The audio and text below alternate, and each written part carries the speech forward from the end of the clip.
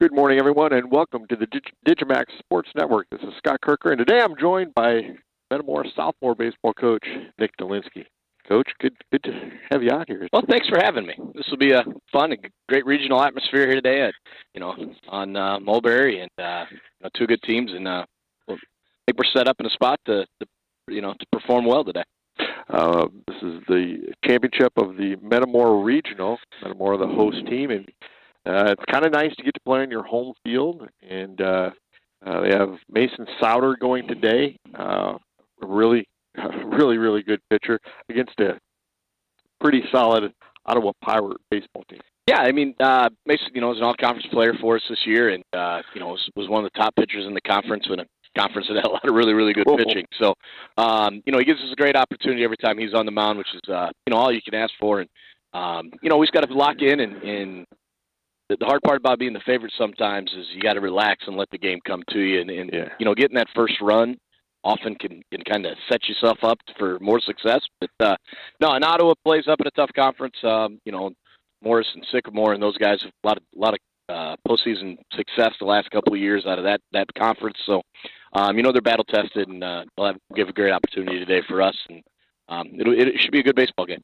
So their game the other night was against a conference foe in LaSalle, Peru. Yeah, that fourth time. They played 3 times in their conference against each other, and they beat got LP all 4 times. 3-2 is the closest one. But game was a little closer than the final score. LP really struggled at the plate, made a few boo-boos in the field that opened up for Ottawa. But it's one of those, you just kept waiting, and Ottawa finally got the big break with the 3-run homer from the Bradley recruit, and he was really good on the mound, too. That was Swanson, Adam Swanson? Yep. Take some time for the national anthem and the starting lineups.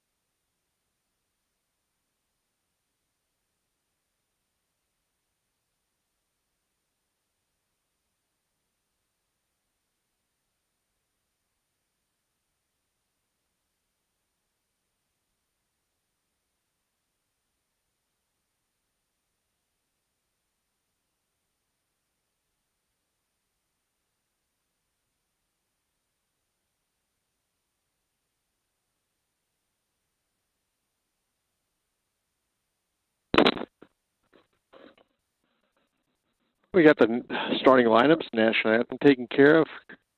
Coach, your sophomore team had a pretty solid year this year. Yeah, we finished up second in the conference in the regular season. Got swept by Washington week 1, and we set a goal to find a way to get to them in the conference championship. And we earned our way into the second seed and beat Limestone on Friday night in an exciting 6-3 game. And Ashton Taylor made just an absolute unbelievable catch in center field to double up with the bases loaded and 1 out in the top of the 7th. So that was exciting. And then Saturday we got Beacon in the morning and knocked off the Panthers for the championship, and got some great pitching from Crew Hona against Pekin, and then Zach Kleiss came back and had a real good game on the mound as well. And we finished it up. Briar Huger, our closer, which is a little different, but just gets a few weak ground balls, and we got out of there. And it was a great way to finish the season. We ended up with 21 wins, and a real good group of kids that have a bright future and that I think will fit in quite nicely with next year's varsity group.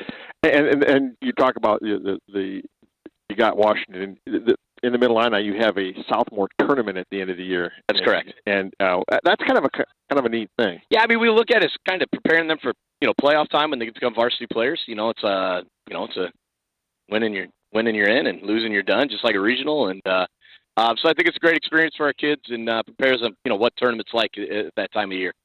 Leading off for Ottawa is Adam Swanson. He was the winning pitcher the other night in their the semifinal game. Yeah. He went 3 for 4, I think. Had a 3-run homer. And, was that a strike? Looked to be.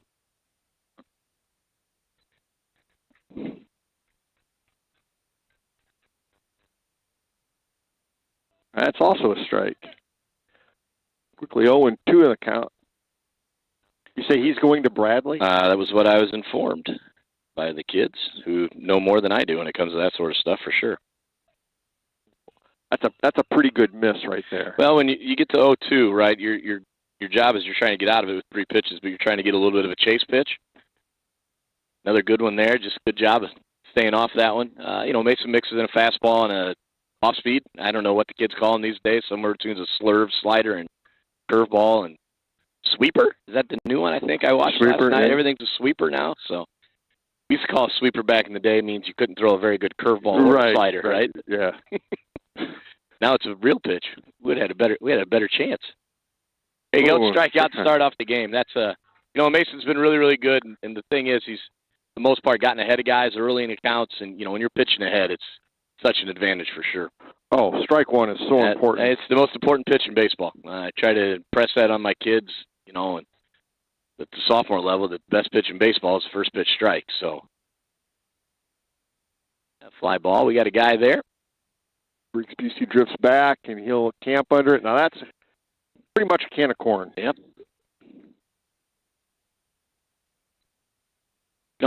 Good start, right? Leave a little bit of stress, throw strike one, right? And Mason's been here before. When you get these seniors, this is what, you're hoping for when you can start this many seniors and got a nice little blend of juniors and a sophomore in there that have had success. And, it just keeps pumping strikes. Keep filling up the zone. This is Reason Contreras. Is that a strike? No, that was ball down.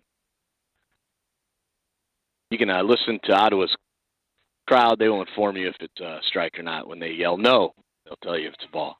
They don't yell yes, though, on a strike. So. No, not usually. No, just no's on balls. That's a great start. Great start by Mason there. 3 up, 3 down. Very efficient, right? I think he threw 9 pitches there. Yeah. For Ottawa, no runs, no hits, no one left. We go to the bottom of the first, still no score. See if Steven can get us started here and, get off to an early lead. We talked about that in pregame. It's just the importance of getting that first run, really allows you to relax a little bit and let you play your game like you would. Tony's done a good job preparing these guys to be ready for this situation. And we played in a lot of really good baseball games all spring. And, the conference there's 5, the top 5 teams are all playing for a regional championship. 4 of them are playing against each other. And, you got East Peoria and Morton. I think they're at noon. And or Dunlap and Morton, they're at noon. And then Washington and East Peoria, I think, are starting at 11. So And we're at 10. And we're at 10. So there's got to stagger it up. Coach Matson, Jim's here, so he's probably got a good timeline to get to each one as he goes along. And does a great job of covering. I'm sure Mr. Pegler will be in the house at some point too, or at least WMBD in some nature. But how blessed are we in Central Illinois to have the high school coverage that we get? And we got the state finals this weekend. Right now they're going down on the blue turf at Eastern, and we've got a great chance, to go win a state championship there.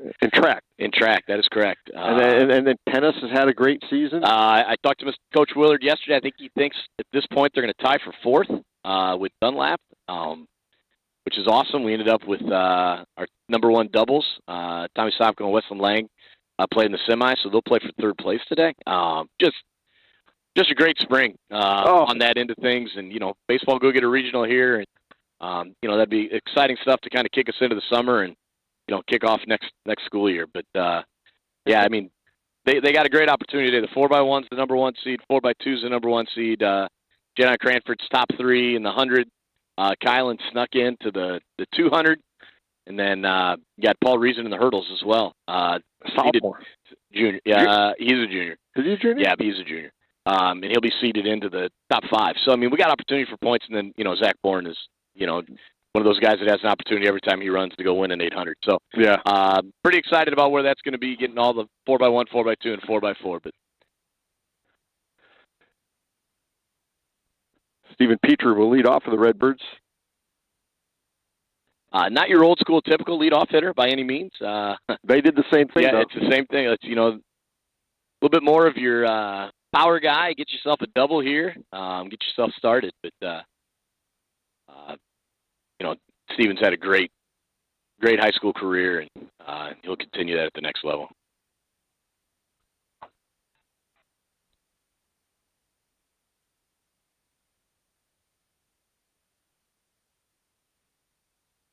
If you checked, yep. You went? Nope. He said no? Nope. Good strong hands there by Steven. Good weight room. Oh, yeah. Credit that one to the weight room. He's a big weight room guy, so we'll help that.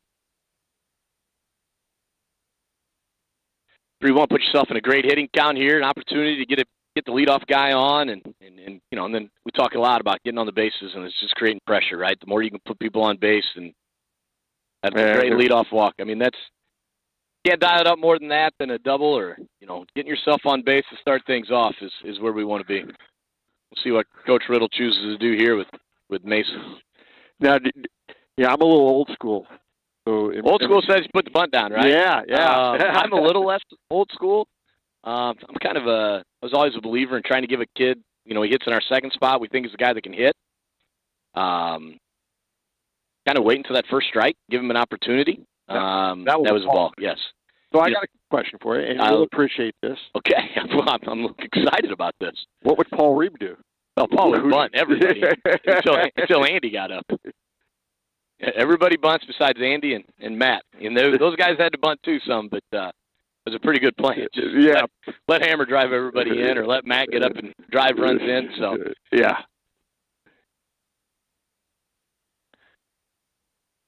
But sometimes showing the bunt, it's just that's going to get. I thought it might get by the pitcher. Good point, advancing. Just some people look at different things there. Kind of a believer in guys throwing strikes, and Tony wanted the bunt to get the guy to give ourselves an opportunity. Cole Smith's a great guy to drive a run in, but, guys struggling to find the zone, you just want to make sure that you bunt a good strike, you put the ball in play, and Mason got a ball he thought he could put in on a borderline strike. You just never know what's going to happen. That's kind of the new school, old school is, obviously you want to move the runner up, but obviously you don't want to help the pitcher out when he's struggling a little bit. He didn't really find the strike zone real well. And if he gets it past the pitcher, though, that's a hit. It's a good push bunt. It's a great opportunity. Another check swing there. Talk about having a great year. Cole Smith hit 500 in the conference. That is just absurd numbers. Him and R.J. Duncan, I think, both hit over 500 in the conference, which with this pitching in our conference is just unheard of. Didn't Jackson Aarons hit? I don't know what Jackson's final numbers were. I saw R.J.'s pop up the other day. He was like 522. Obviously Jackson Aarons got off to just an unbelievable start the start of the season. But gave himself a little bit of cushion when you hit 800 over 2 weeks. Yeah.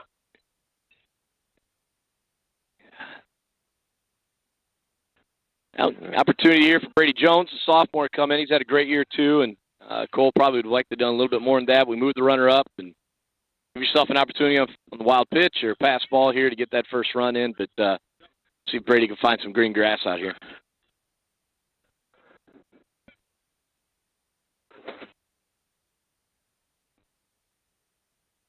But, man, Brady really came into his own this year. I mean, he's hitting 430 or plus, world of potential.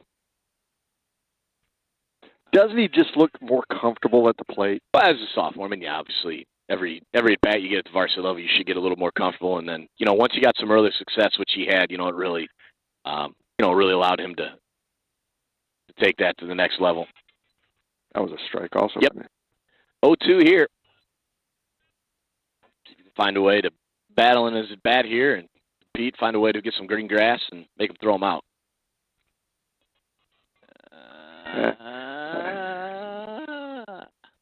He caught it in fair territory. So for the Redbirds, no runs, no hits, one runner left. We go to the second inning, still no score.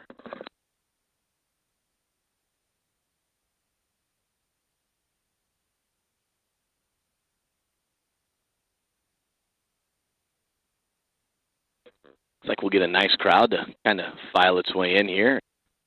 This 10 o'clock start. But we had some doozies on this field, haven't we, Scott? Whoa. Geneseo sectional game. Man, I bet you that's probably the biggest crowd I think we've ever really had. Same year with those guys with, Trent and Trent hit a home run in that game. I think it landed in Washington. It might have been at least Jay Springer's front yard, one of the two. But yeah, it was a monster, and both the Washington games that year were just huge too. Yep, that was a regional championship game, I believe. What was the Metamora pitcher? Austin Lewis. Yeah, he threw a no-hitter, I believe. Yeah, that he did. The sophomore got his second start at the varsity level and just goes out and throws a no-hitter. So, boy, put him and Jeremy together. That was a good start. Yeah, that was a good combo to get through. And Trent suffered with a little bit of an arm injury, and he really stepped up for us. And then we kind of rode him all the way to where we ended up in that season. But that was didn't they have a player? Didn't Geneseo have a player that year? Maybe a shortstop that got drafted. That you would know more than me. It's like when you ask me a question about other people, and I say I defer to you. You kind of follow along that a little bit more. I just knew we had to beat those 9 guys on the field that day, and but man, that was a whole lot of fun. And there's been some good ones out here on this diamond, and hoping to see another good one today and get that opportunity to take a plaque home.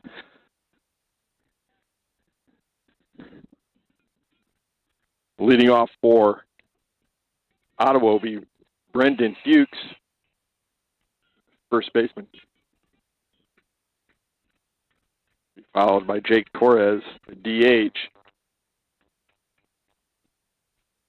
That's in there. Just keeps pumping strike one. I mean, that's 4 in a row. So, I mean, puts Ottawa kind of on their heels. They got to make a decision on what they're going to do.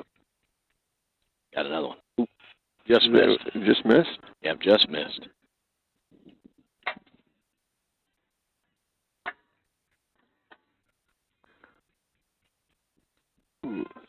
Swing and a miss. Kind of up and in. Got him set up here for whatever Steven's thinking. A little tardy on both fastball looks, so see what he does here. Struck him out. Stayed with the heat. Went right at him. He's had a couple strikeouts in that regional game, or the semifinal game too. So maybe a little bit of a scout kind of found something in the, found a spot. So the bottom of the lineup is the one that really did some damage against LP. I think 8 and 9 were like 5 for 6 on the day. Brings up Jake Torres. That's on the infield. Briggs coming in. Just on the outer edge. Nice little left 7 there. First pitch swinging. That's one of those things when you throw a lot of strikes. You don't want to get behind to get to that slider. You got to be relatively aggressive on that first pitch fastball. On the other hand, if you're getting weak contact, that benefits Mason a ton. And keep that pitch count down and allow you to extend even farther into the game. That ball's fouled out of play. 6 guys, 6 strikes to lead off. And that's always huge. As a pitching coach guy, which Coach Riddle is, they preach that. So this is George Shumway, the starting second baseman for Ottawa. Is that inside? I think it was away, but whatever Mr. King says is what we're going to go with. So.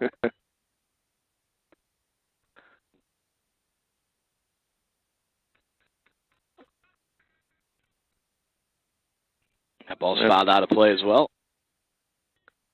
See if we got anybody out of the dugout there. It looks like we got some.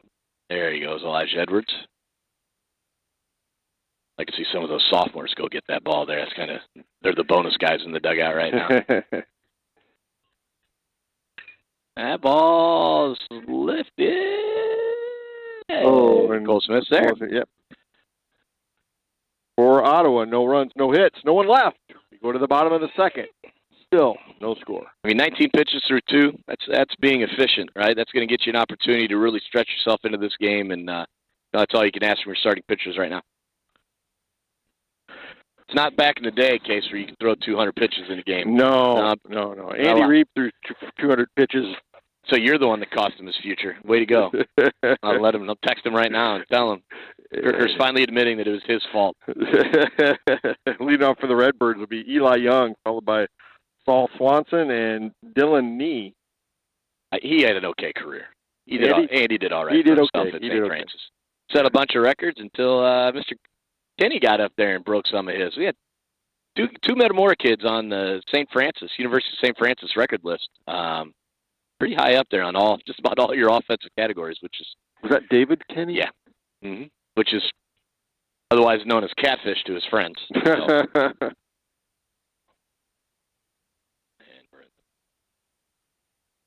But yeah, so, no, boy, he was a good player. Some of those guys, when, there's been quite a few of these guys that came through that when they get in the batter's box, you know that they're going to win. Doesn't mean it's always going to be a hit or an out.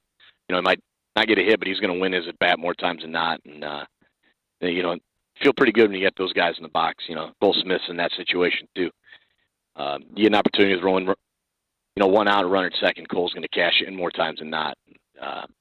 We'll keep working to that. And the good thing is we forced that guy into throwing some pitches last inning. And how many did he have? It'll pop up here in a second. I'm going to guess he was closer to the 19 pitches in the first inning. That probably somewhere in the mid-teens.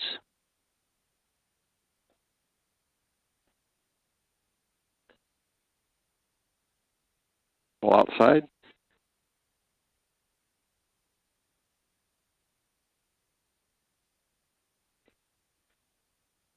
Through 13. So. That inside? That's another ball. The thing is, it's one of those where you got to be, patiently aggressive, as we call it. That's up. So it's been, he walked the leadoff guy last time. We're up 3-0 here on Eli.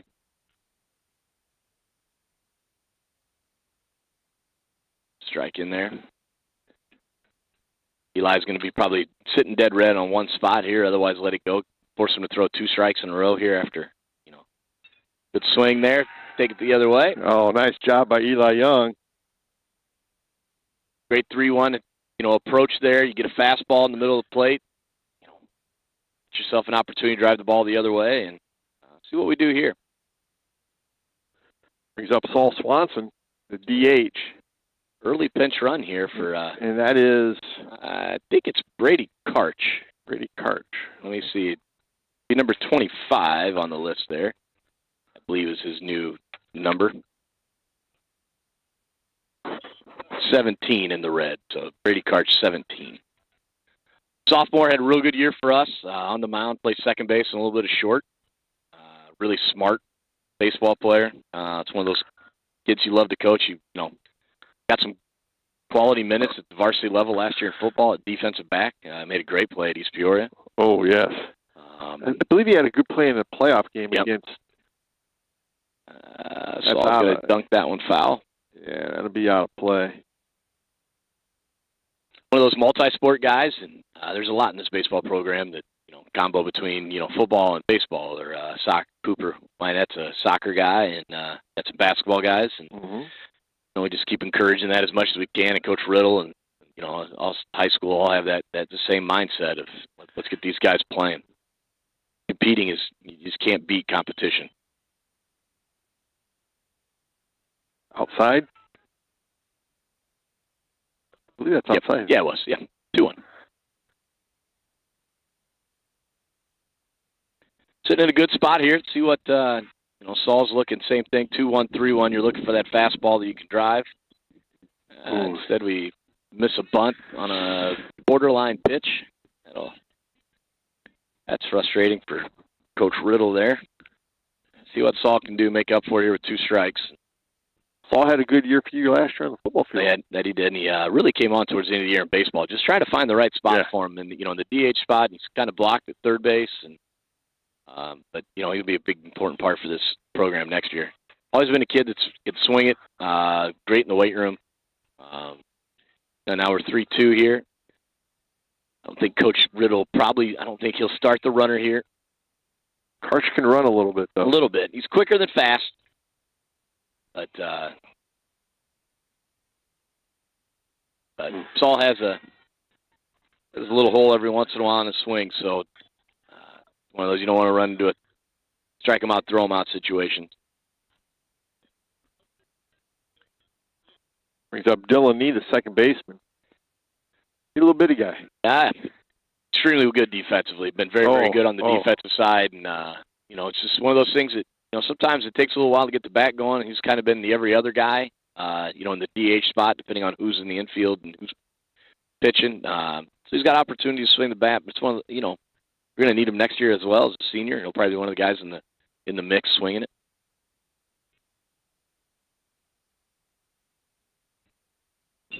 That ball's going to get up the middle.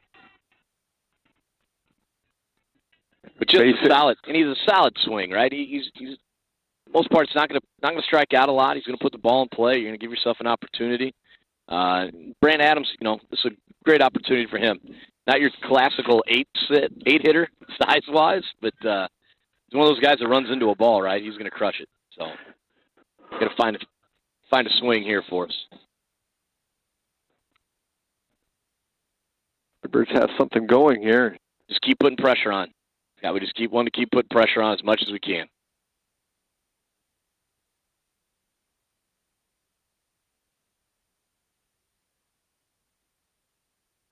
And then for a strike.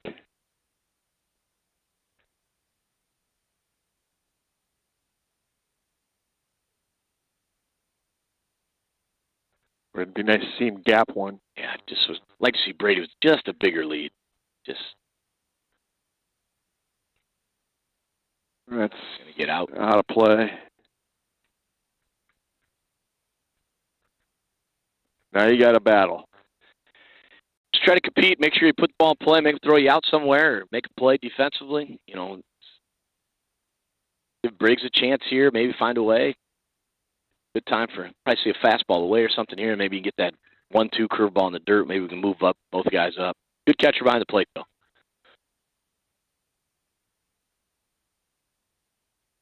There was away.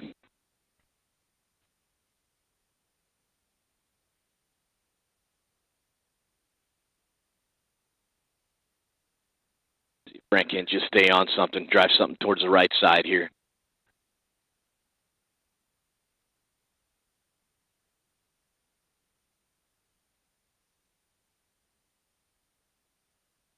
All the way. I mean, the thing is, you have to throw a bunch of strikes. He's been struggling in that, and sometimes getting 2 strikes, the pitcher tries to get too fine, and they battle themselves all the way back to a 3-2 count. See if Brant can just keep fighting here for us. Find a way to scratch that first one across here.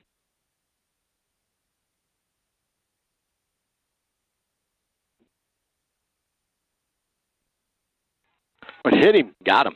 And that's huge. And now you got bases loaded. It's a situation where you're 0-2, and Brant did a good job of laying off some 2 pitches. We talk about with our guys about trying to be competitive on 0-2s, right? When you get to 2 strikes, you want to be competitive, make the pitcher, make the hitter have to make a decision. And neither of those 0-2 and the 1-2 pitch, neither of those guys were, competitive pitches. So I made it a little easier on Brant, and then you get that curveball plunk.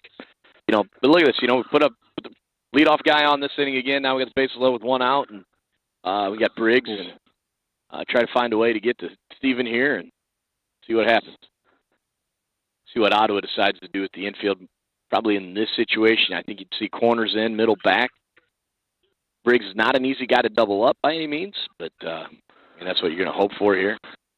if you're Ottawa. Yeah, I mean, every program coaches look at this a little different. Some guys would come in right away, 9-hitter, right? You're expecting, weaker contact. So comes out aggressive. Yeah. See what we got here. At the very minimum, you want Briggs' tail to fly ball to the outfield. Yeah. Tough to sometimes squeeze with the lefty up there, but Briggs is a really, really good punter here. Oh, yeah. And I don't know how many squeeze reps Karch has had. There he goes. At it. Got a pitch to handle. Just Briggs probably a little bit too fine with that, on a squeeze like that. We just got to get it down into green grass. I mean, obviously, a foul bunt is better than a missed bunt for sure. Yeah. But now puts it behind 0-2. See if he could fight and see what, last time we were 0-2, we got a plunk. So find a way to get a sac fly here. A lot of room in the 5-hole and between the first and second baseman over there. Got him. That's tough at bat there. Not what you're looking for. See what Steven could make up for it here. Good team at bat here by Steven, and let's find that first run right here. At the very least, we're making him throw a lot of pitches. That's another, he's up to 35 pitches. It's a 20-pitch inning. You get to that 30-pitch inning, that's a lot of stress. 25, getting near the end of the stressor zone. Get down. We'll take it. Yep. We'll take it, right? It looks like a line drive. You put an L above that one, and we'll take that base hit and find a way to get that first run in, and let's see what Mason could do here. He has a chance to help himself. Yeah, I mean, but again, like we talked about, getting that first run allows you to breathe a little bit, to see how Ottawa handles it. Pitcher's probably a little frustrated. Feels like he made a good pitch. That weight room comes in there for Steven.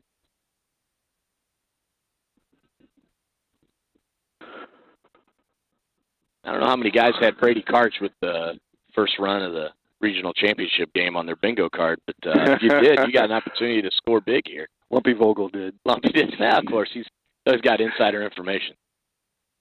2-0, right? That's what you think about. Get a frustrated little bloop single there, and then frustrated pitchers.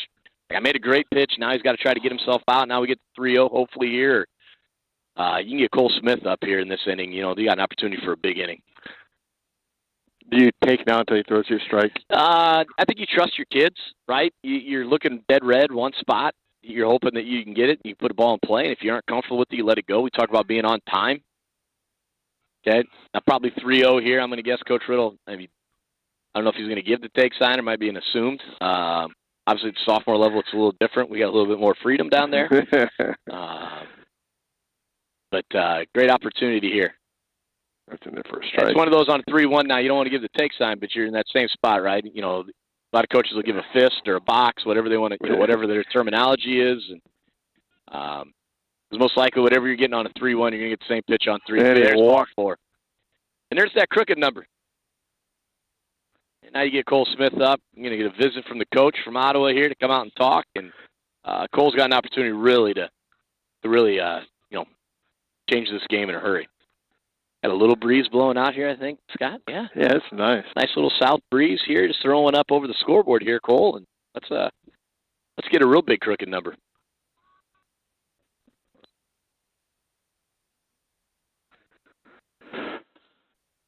Cole Smith grounded out to the shortstop back in the first.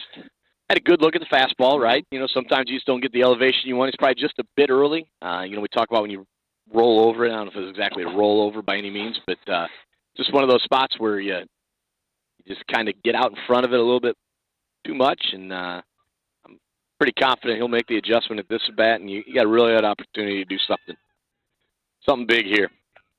One of those times, right, pitcher comes out, coach comes out and talks, that first pitch is going to be a fastball. Do you look for that? I think that's what you're looking for here. You're looking for a fastball strike. Be aggressive. You're one of the top hitters in the area. Take yourself a chance, and something off speed, you just let it go. Oh, good block. That's a heck of a block. Yeah, they did go off speed there, and that was a non-competitive off speed, and allowed us to just spit on that one, as the boys say.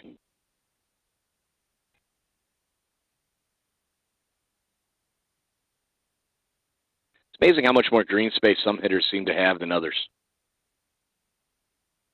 Is that in the first strike? That was a strike, yeah. And you look out here, and it's all the same gaps and everything. But the guys that hit really well find all the green grass more than the guys that are struggling. Guys that are struggling, the field always looks tiny. Guys that are really swinging it, the field looks huge. We call that a strike, too. Back pick there. It's pretty close. 1-2 the count. That'd have been a bad end. Ooh, yeah. And to me, it looked like the tag was on the back side of the base, and Jacob got his right hand in there, running for Steven here, or running for Mace. I think he got his right hand in behind, but it's one of those things you don't want to get caught napping on, but you're also trying to take that extra lead, right, on a double that you try to find a way to score. But can't drop your head. You got to keep your eyes on the catcher, especially, you got a Division I athlete. I don't know if he's a catcher at the next level or pitcher or what they want to do with him, but it's obviously a guy that can play a little bit. That's through. They're through. That'll get at least 2 runs in. See the throw here. Nobody at third. Cole takes the next one there, boy. Yep, that's good baseball there, taking the next base. Right? There's an even bigger crooked number. That's what you got to do, right? This is all 2 outs. Guys picking everybody up, right? Briggs gives you a tough at bat there on the squeeze. He can't quite get it down on a strikeout. Steven fists one in. We get the walk, and then, your 3-hitter does what your 3-hitter does, right? Line drive into the gap, and then let's see if Brady can get on one here. Really attacking him down and in here. This at bat, and his first at bat, same thing. Really trying to get that inner half. Let's see if he can drop a barrel on one. Again, attacking in. What's the count? 0-2. Fastball's in.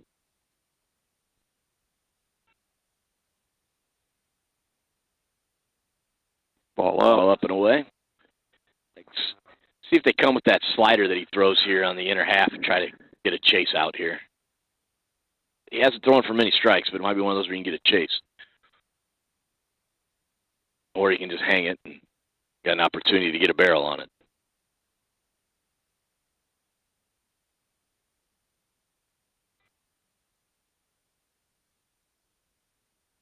Went away again. 2-2, right? We talk about competitive pitches and uncompetitive, right? Those two have been 2 uncompetitives. Now gets Brady right back into the zone here and see what he can do.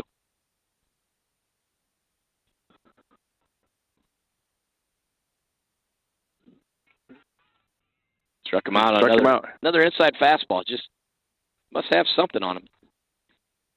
For Metamora, 4 runs on 4 hits.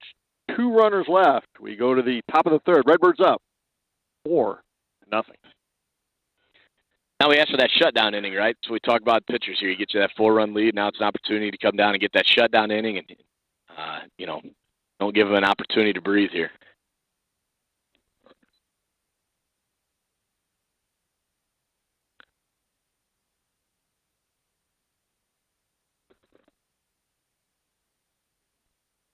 I put that guy 50 pitches through 2 innings. I mean, that's some stress.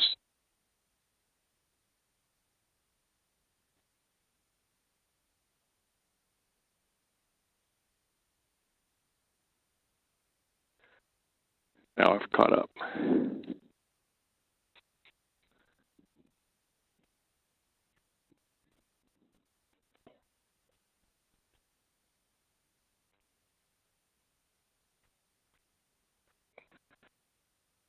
That's the kind of inning that now Mason can take a breath.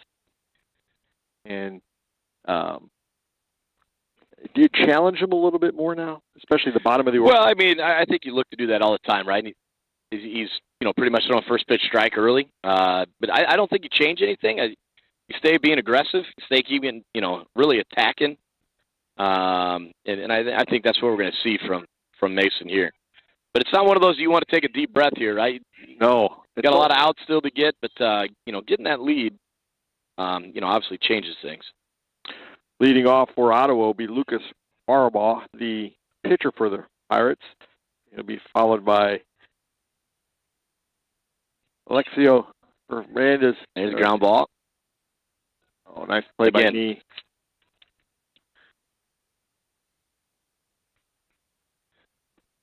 I just, come out and throw first pitch strikes, right? That's 7 batters, 7 first pitch strikes. Get yourself a great opportunity here. This guy's a speedster here, this guy. When they played LaSalle, Peru, they played their third baseman and first baseman in on the grass the whole time. Obviously, when you play a team 4 times, you got a little better feel for, what those guys are. Another big. Worry about that kangaroo hop here on old Al Mulberry Field. Sometimes those found a way to bounce like turf from old school.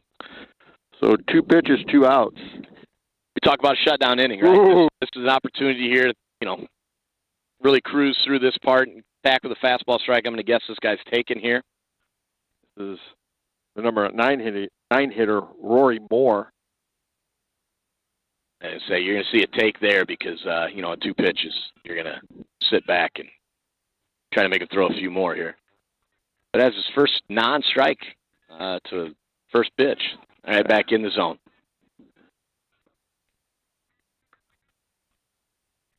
Have you ever witnessed an immaculate inning? Like, you're talking like 9 pitches, 9 strikes? That's going to sneak. This guy's 2 for 3 yesterday. He's 3 for 4 here. Sneaks that one through.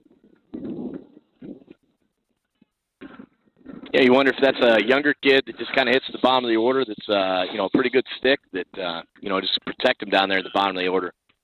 Brings up Adam Swanson, their catcher, and they're easily their best player? I would say yes. I mean, if you're a Bradley recruit, I'm going to guess that's your number 1. Oof, just missed there.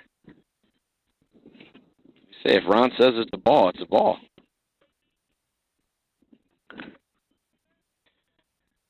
Pound the zone here again. Find himself to get a ground ball out here.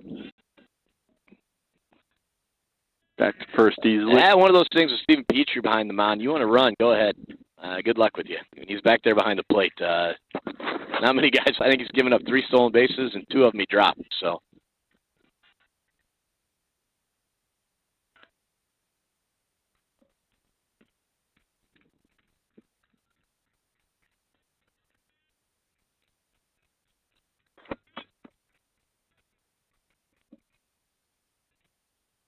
That's ball. It's one of those where deep breath here, relax. Runner really means nothing in this point with 2 outs, right? Your job's go get the 3rd out, go get the hitter here.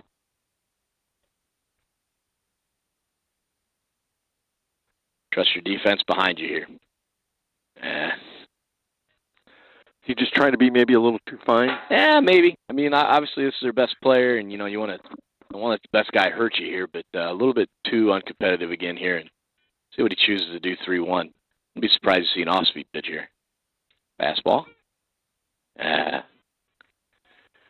Classic Mulberry right there. Is that a base hit? Yeah, I mean, I don't know if you can give him an error on that one. That's a tough one. It's one of those that just it kangaroos so hard sometimes. We put as much water as we could on this thing to try to. But you got an opportunity here, right? You're still in a great spot with 2 outs. You're just 1 pitch away from getting out of the inning. Really haven't allowed Ottawa to gain a whole lot. Is that a strike? I think he called it a ball.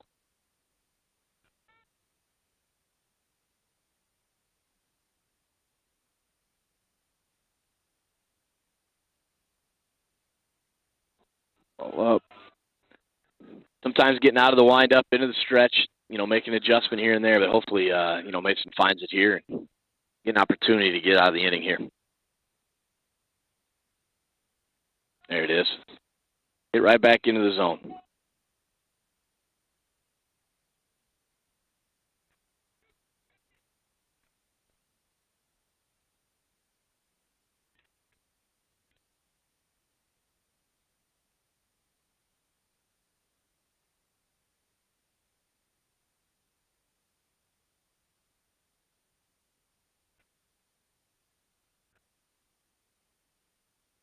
That's, whew.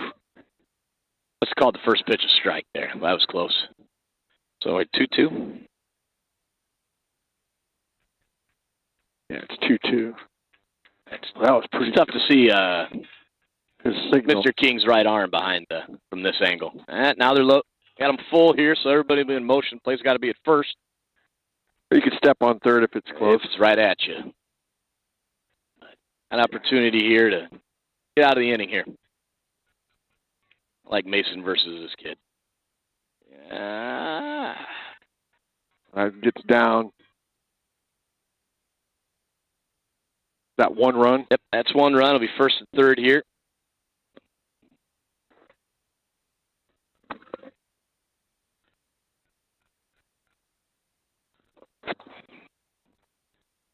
All right, back at him here.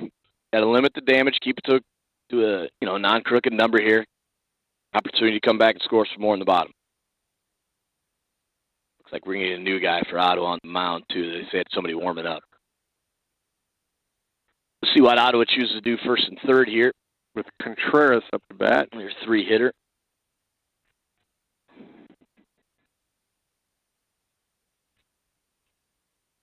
Foul out of play. Get back ahead here. Get back in control. Deep breath and relax.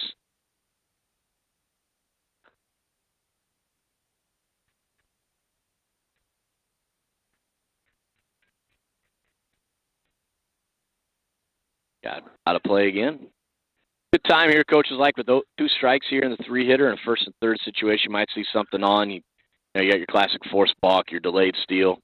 It's one of those, remind every guy's, third out on the tag, right? If we can get to that tag before he can score, he's out, and the run doesn't score. So, is it 0-2?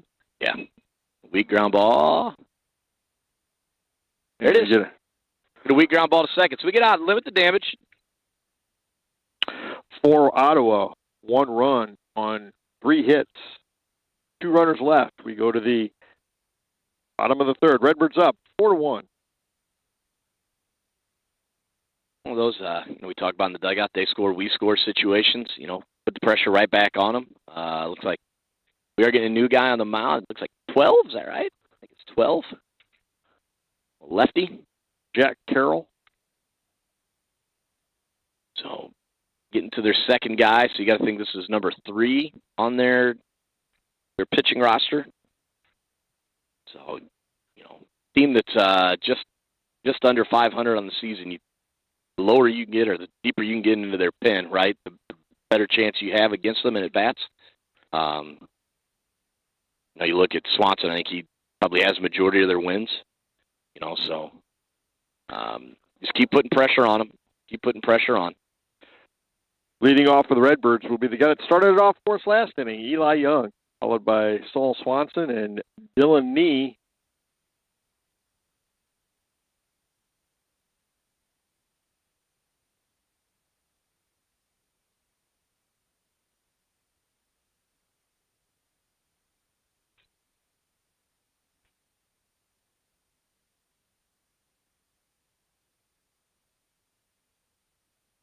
Nice little crowd here today. One of those who thought they would, keep building as the day goes on.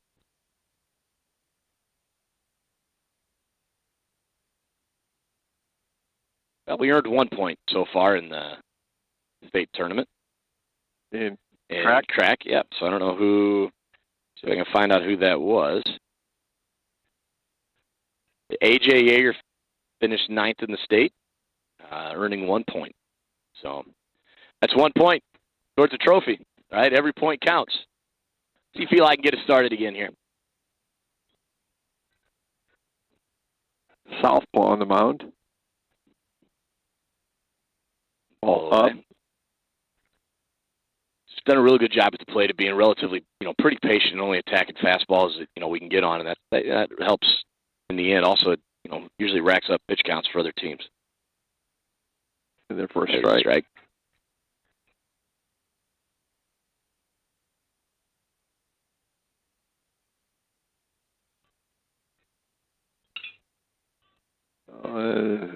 That's fly out to right field. Yeah, can't tell if that was fair or foul. Looked like it's fair according to where the first baseman was, but pretty close.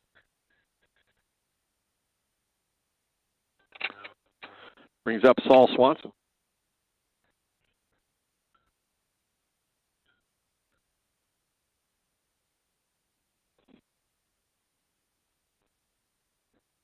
See if Saul can't get on a barrel here on the fastball in, do some damage. I see a lot of away, though, from the lefty, right? Working that outer half.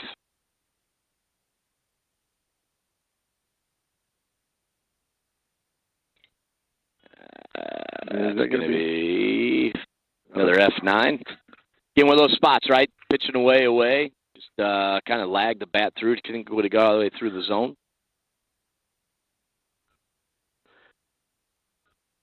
He's up Dylan Nee. Last inning, they got their damage done with 2 outs here at the bottom of the order. See if we can get the same kind of action here on 7, 8, 9 here with 2 outs.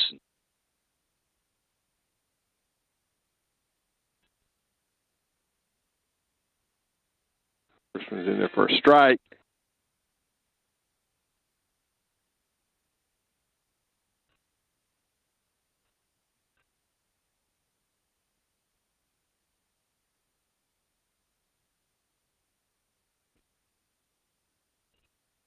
All out of play. Carroll's coming in pumping strikes. I mean, that's the one thing he's done so far. Got to keep good competition here and compete. Get yourself an opportunity to make throw you out.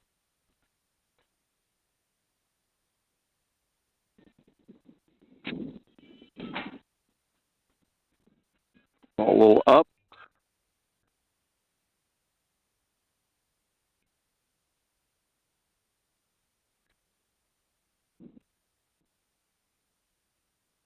Inside. Almost hit him in the foot.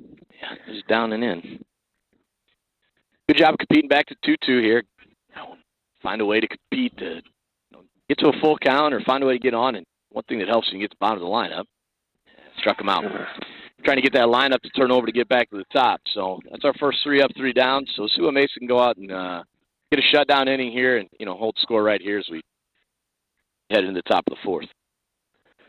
For Metamora, no runs, no hits. No one left. We go to the 4th inning. Redbirds up on top, 4-1.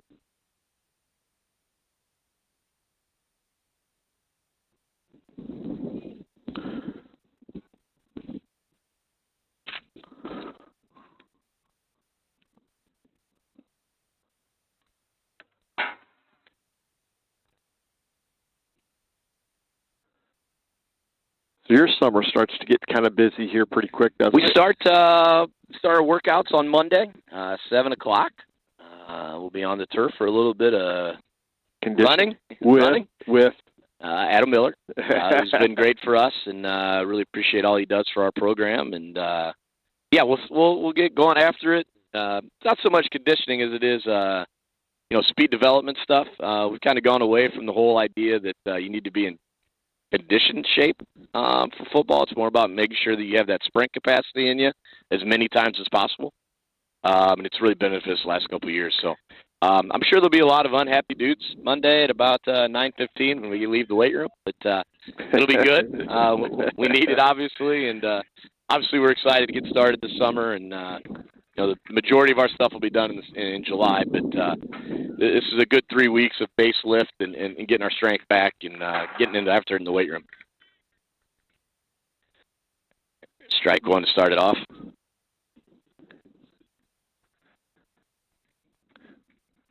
This is Fuchs leading off for. Is that off?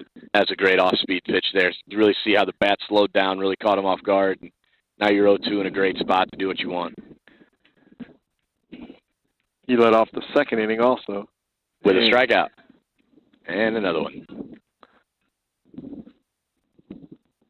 It's a great way to start this inning here, especially after, he struggled a little bit towards the end of that inning trying to get that 3rd out.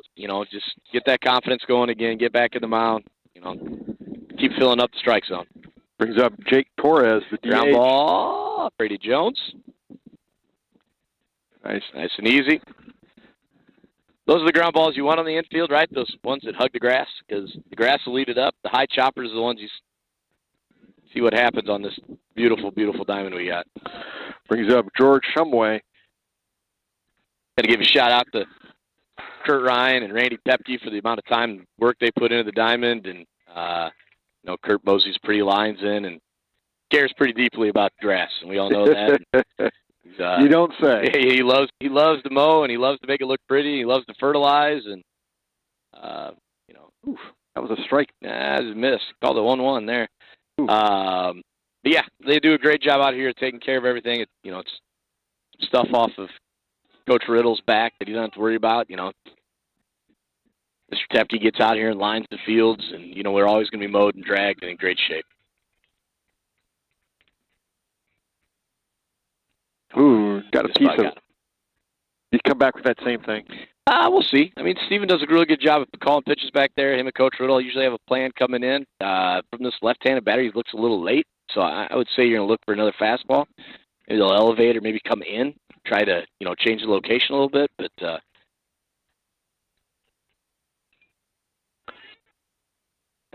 fence. Out of play.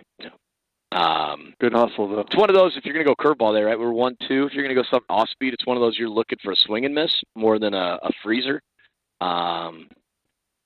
Just because you're an advantage right now as a. There it is. There it is. Good fastball strike right here. For Ottawa, no runs. No Great hits. inning there. Oh, fantastic inning. No runs, no hits. No one left. We go to the bottom of the fourth. The Redbirds still out in front, 4-1. He's still sitting at 47 pitches through 4. That's 12 pitches an inning. That's my math, I think. That's pretty good. I took calculus with Mrs. Patton for 1 year, so I think I can figure that kind of math out. Well, that's nice. Yeah. Due up for the Redbird, Adams, Busey, and then back to the top with Petrie. And if anybody gets on, Mason Souter. We can keep turning the lineup over, right? You get those, get your leadoff guys and your top of that order as many at-bats as you could possibly get. We're in the third. We'll be getting through our third at-bat here through the fourth, right? Yeah. Top of the order. Yeah. Those are the things. And we talk about, it's a new pitcher, but oftentimes, really good hitters make that adjustment when you get to that third at-bat, right? You've kind of settled in. You've had enough vision of what this guy's trying to do, even for, last inning. So, fastball's away. You got to understand where that's at, and you got to let the ball travel a little bit and get that barrel on and drive it to right center field.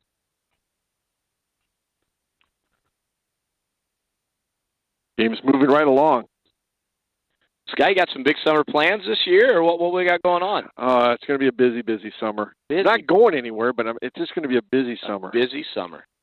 Well, that sounds exciting. Like busy fun or not busy fun? Because there's both, right? Well, it's a little bit of both. Okay. What's a busy fun thing you got going on? Getting ready for the fall? I mean, is that really just trying to make sure we got everything ready to go? Well, as you know, this will be our last broadcast with MTCO as our moniker. Yeah. And then we become Redbird Community Network. Okay. And we'll pick up pretty much a seamless transition. Oh. That's going to be out of play. Out of play, yep. So, getting that all set up and straightened out, and, man, the people that have been helping out with that, Blake Mishler's been unbelievable. Well, I will say that we've got a great community that supports our high school in all events, academically, athletically, extracurriculars, fall play. I mean, like, fall play and musical, I think, sold out every year now. I mean, we're very blessed to be in the community that we're in to support all this sort of stuff. And, you just don't know who's tuned in today and where they're at. If they didn't have that opportunity, they wouldn't know what's going on. So this is a great thing that, you guys do for the community, and really proud of it and blessed to be a part of it. It's going to have room. It looks like it. Yep.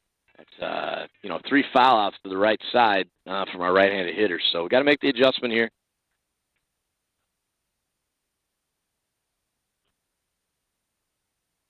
See if Briggs doesn't lay one down here. He laid down a beautiful bunt the other day. A beaut. Oh. And he didn't show it too soon. I mean, there wasn't even a throw. You talk about a guy that bunts well, for a base hit. Can he beat him? That's going to be close. Those guys, and we talk about them, when you're bunting for a hit, it's not always about, that late show. It's about placement, right? If you could put it down the third base line, as a lefty, and you just kind of sit in there and you let the ball come, and, that guy was throwing a ton of knuckle curveballs. Oh. So I gave you an opportunity to really set your angle and lay it down and see if Steven can't, get something 2 outs here going.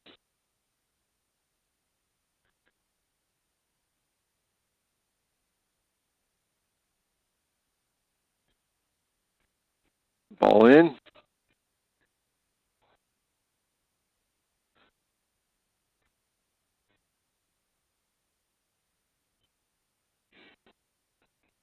Good aggressive swing there.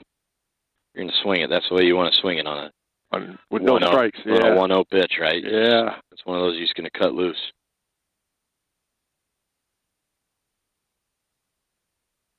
Up and Follow it. So you can find a way to get Steven and Mason on and let Cole get up with the opportunity to drive some runs in here.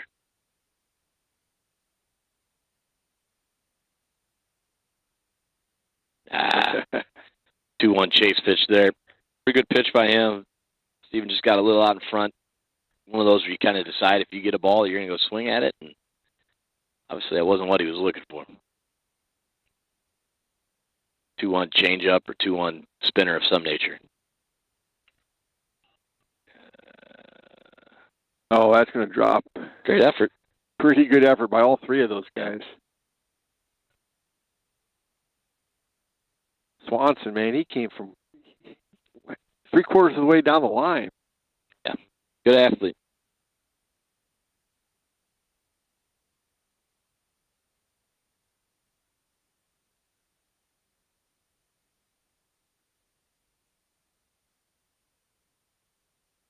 You see, we can battle a little bit here. Like Ottawa's got a new guy coming in, but this guy's been, they're just getting them ready for in case they need. That's going to get ate up by the grass. Good effort down the line. You guys 6 up, 6 down. So he's been pretty effective coming in here.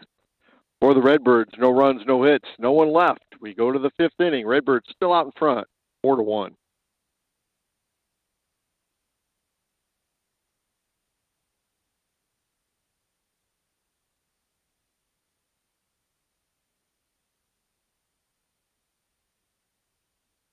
Due up for the Pirates. Did Carroll come in for him? So will he hit? I don't know where he came in at, honestly. We don't privy to that information. Yeah. But they were DHing, so you could see where they... Well, the DH was for Jackson Moore, the left fielder. Well, so he could have gone to left field. He could have, yeah. Number... I don't know, who's the pitcher? What was his number? It was Fireball. What was his original number? 7? 7, yeah. So, I don't know. Yeah, you never know. I can look here. I got the official scorebook. See where he's coming in at.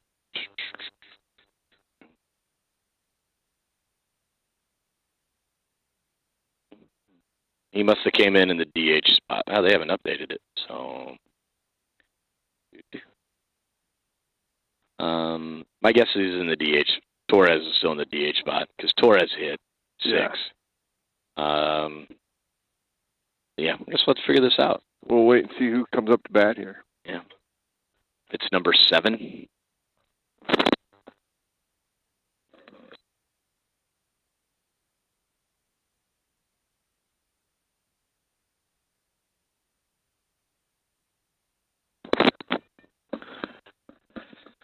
Okay. Let's see what we got going on here. We get to the top of the 5th here. See if Mason can just keep rolling.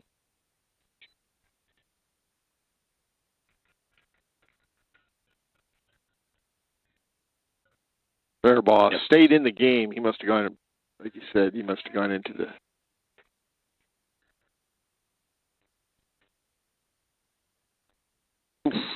That one got Ron. Strike right? one. That one got Ron right in the heart. He won't have to work out today. Doesn't have his, got hit in the forearm a while back, and you can see he's got a little black spot on his, but he had a big protector on Wednesday.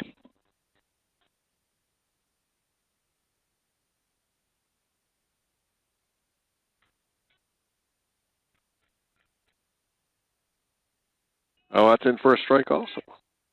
Just listen to Cole make calls for us. That helps us out. He's got a better look from center field than we do.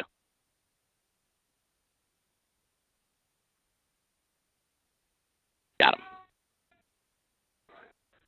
That's a great sequence there by Steven. You know, working a little bit of everything in that at bat. Mason hitting spots.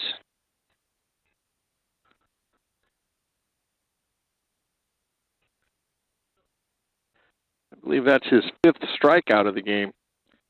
He's Alexio Fernando Jobst. Is that a ball? I did not see it. I was updating our game stream here. They got us a strike in the official book.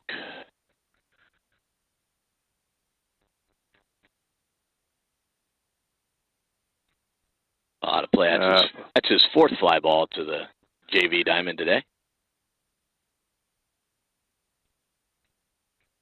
You want to see some ricochet hops, you want to go play on that JV diamond right now. That ball, that is rock hard out there. That's a foul ball also. It's like playing on a parking lot with a little bit of grass growing in it. We took BP over there right before the end of the sophomore season. I was scared to death for some of our infielders when we were taking BP. There's some rockets. All the way.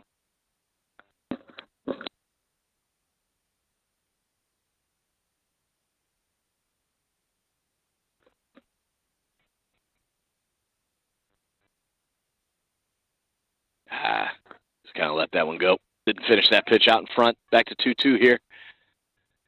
I want to lose this guy. I want to challenge, make football and play here. Great opportunity here to just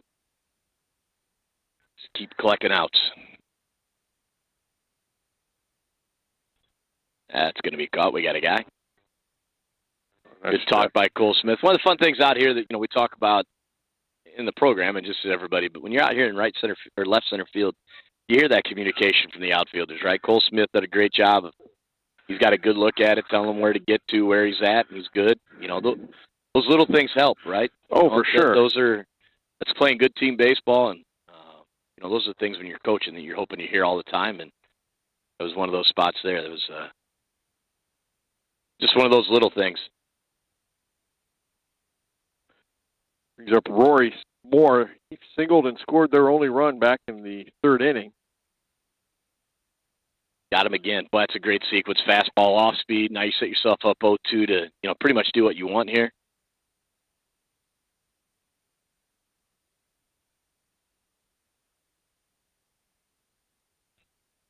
Came back with a fastball. You go back off speed. He's got him sped up a little bit with that fastball there that he fouled off. I mean, it's one of those where maybe you change the eye level. You go with the fastball up here. You compete up, try to get the swing and miss, and then come back with the curveball. Now when you're 0-2 here, it's a great opportunity to get a chase swing here.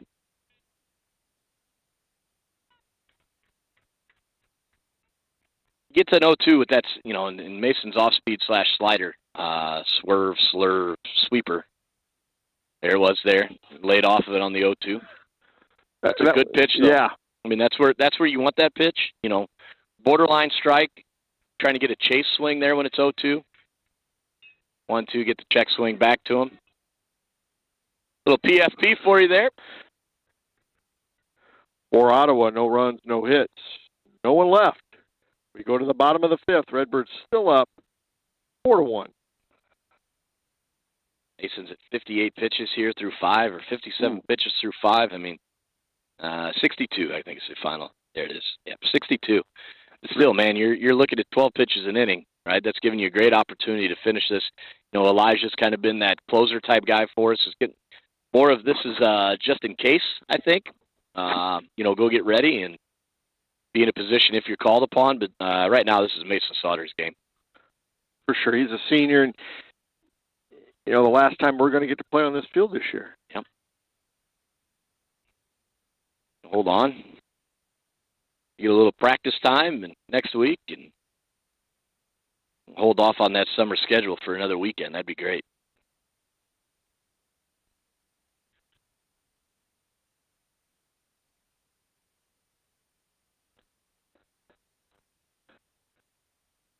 Be nice to add on a little bit here. We scored the 4 in the second and haven't done much since. Mm-hmm. Leading off for the Redbirds will be Sauter, then followed by Cole Smith and Brady Jones. At the heart of the order coming up, so hopefully we can make some noise here.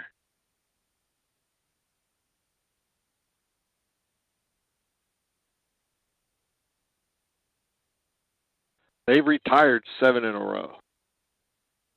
Yeah. All right, so I got it figured out for you. The pitcher went to third. Okay. Leadoff pitcher, the first pitcher went to third. third baseman went to second baseman went to left field. So nobody ever really came out. They just switched around. They put him in, yeah. So 12 came into the D, which would be whoever was getting DH for. Carroll came. He was the left fielder being DH'd for. So there's the replacement. Yeah. They just switched around. Well, what was that? That's a strike. Let's go, Mace. Find a way to get on base here. Fooled him on that one. Strike. Foul tip.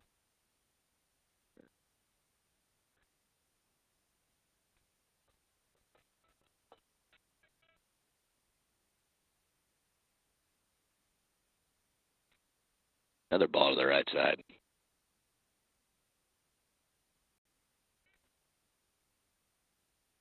We've had a ball to the left side since this guy's come on. Briggs pulled his on the ground. Everybody else has kind of sprayed it to right field.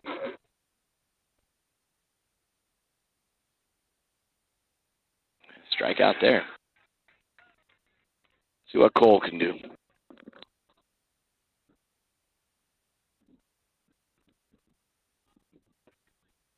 That 8 in a row, I think, set down, right? Yeah.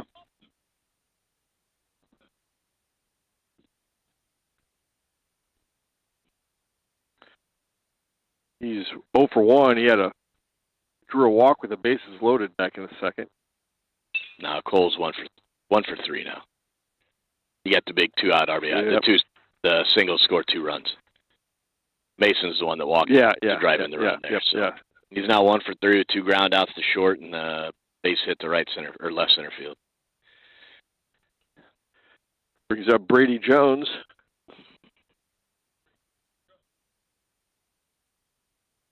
See if Brady could have a little better bat here. I'd get a different view. And see what the lefty chooses to do if they keep attacking in. Slowed his bat down enough, just like everybody else.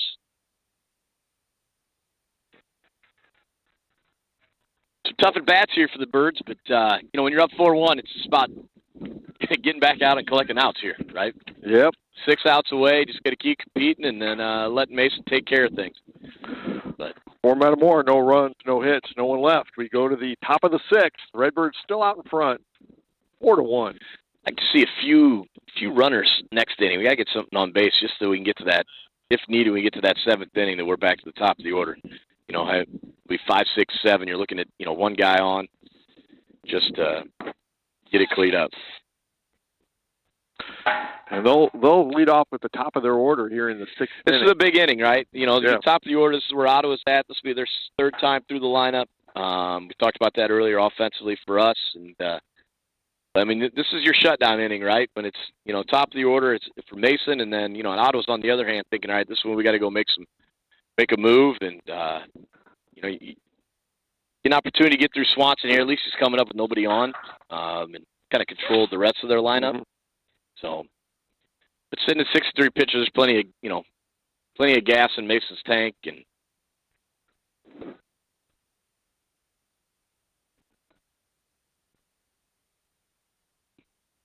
see if we got an update on the discus at all.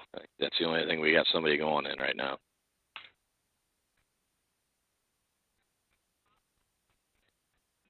Looks as AJ still sitting in 5th place in the discus. That's promising.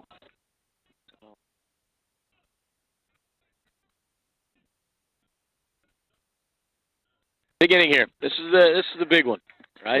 Adam Swanson is 1 for 2, singled back in the 3rd.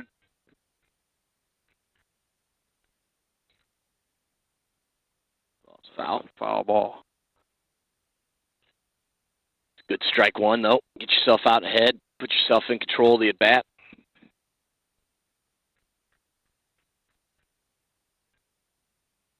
He came way inside on that, so even if he hits it. Yep. In and away. Now you got yourself in a good spot. You've gone in, gone up and away. Now you got yourself in a situation where you can kind of control the at-bat here. So what do you come back with here now? Something off speed? You could go, something middle away on the off speed. Can't really tell what that. I think that's a fastball away, hit a glove, try to get a chase.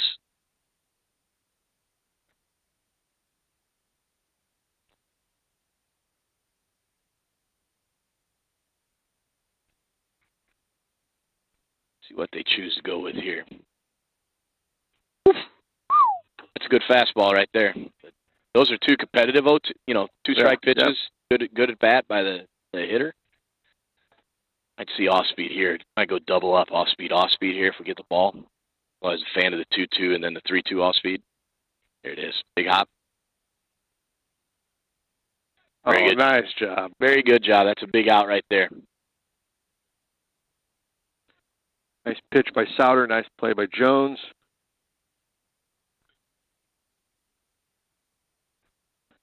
That's a big guy to keep off the bases. You know, your leadoff hitter, your best player, gets on base, and you know that's always. You got to come back right with this guy now. You got to take a deep breath, and you got to get right back in the zone, and you know, got to stay competitive for the rest of this. Briggs has got that way out of play. That's foul. Good talk by Cole Smith helping there, but that's a tough angle to get to.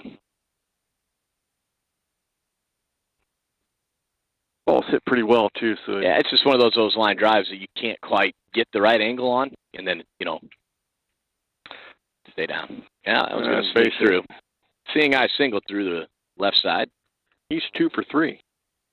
So, drove in the 2 RBIs, I think, right? Or the RBI. Single RBI. Yeah. Colt Bryson brings up Risen Contreras.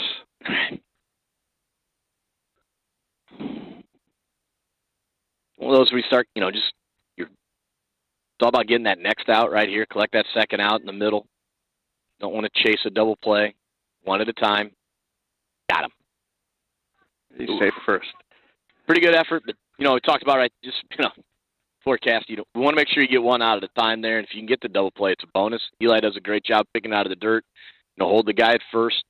You know, 2 outs here in the 6 is, you know, it's a math game here. It's all about collecting outs any way you can. So, you know, when you see a play like that, it just makes you appreciate a pro that turns that into a play. They're really good. They're really good. And the one thing of the pros is also, like, they hit the ball a lot harder. So, you know, those 2 hoppers are getting, you know, a half step faster.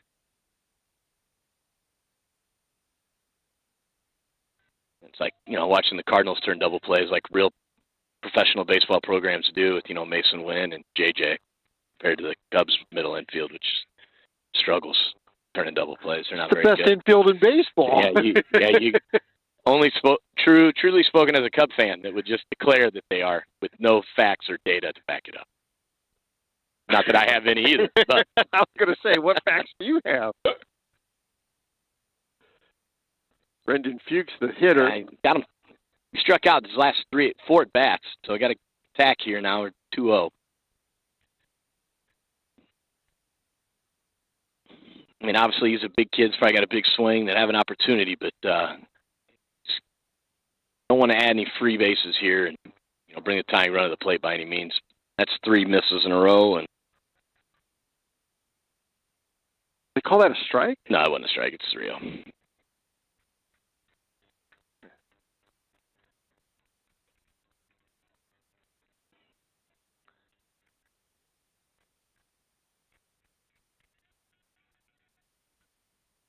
He walks him. You go talk to him here.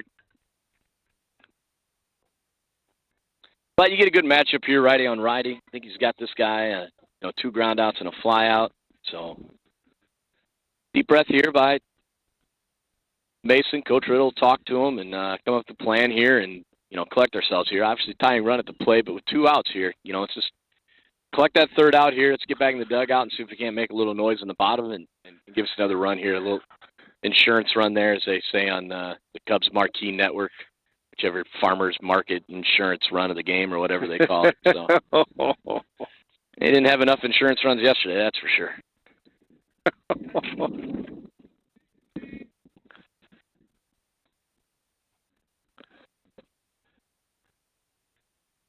Still sitting at 76 pitches, so he's, you know, this is in his comfort zone of where he's at. I mean, he's thrown that max multiple times, so opportunity here, get yourself a ground ball, get out of the inning. That's the way to start off, right? Come right back out. Now, you know, sometimes getting to that 3-hitter, big left-handed, you know, you don't start with a strike. You can get behind. It's probably better that you maybe stay away from. You don't want to run into a barrel on a 3-0 or a 2-0 pitch. Maybe that's what Mason's kind of thought process was there, and go get the next guy.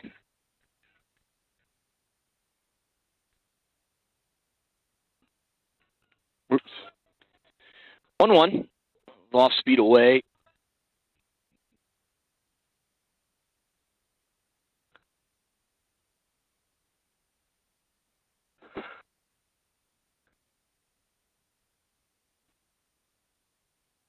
There's a good off speed.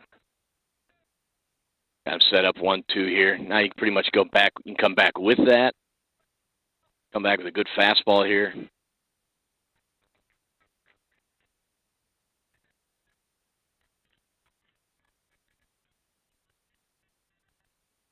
Oh, got him. Great fastball there. Came in after the off speed, right? Slow the bat down. That's a great, and really like how Steven came inside with that fastball, right? You get that curveball away, slow the bat down. You want to get back inside, really speed that bat up. That's a huge out. That's a huge inning there, right? Yep. Get through the top of the order with nobody. That's important. For the Pirates, no runs, no hits. 1 runner left. We go to the bottom of the 6th. Redbirds out in front, 4-1.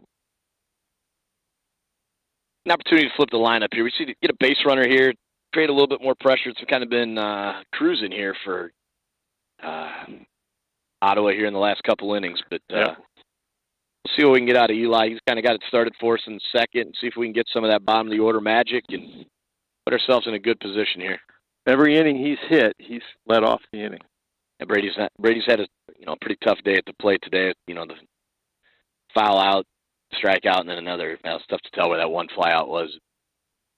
The pop out to third was definitely foul. So I think he has 2 foul outs with your FO. He popped out to the left fielder. Yeah. That was one right down the line. Yeah, yep.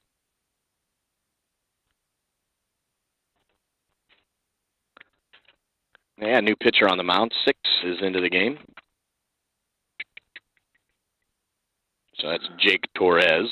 That's who was the DH. Yep, comes into pitch. Left-hander, another left-hander. Yeah, so that's all their action's been in the same window here. Looks like he throws a little harder. A little bit of juice to him.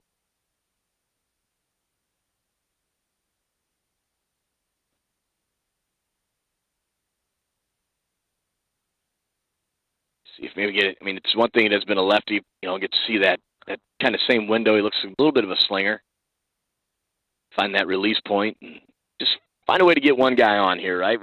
Eli can find a way on, and we get the courtesy around the Krotz, and then let's just move the baseball a little bit. And you got Swanson coming up, and he missed a bunt attempt the first time, but I wouldn't be surprised if Eli gets on that we don't pinch hit for Saul.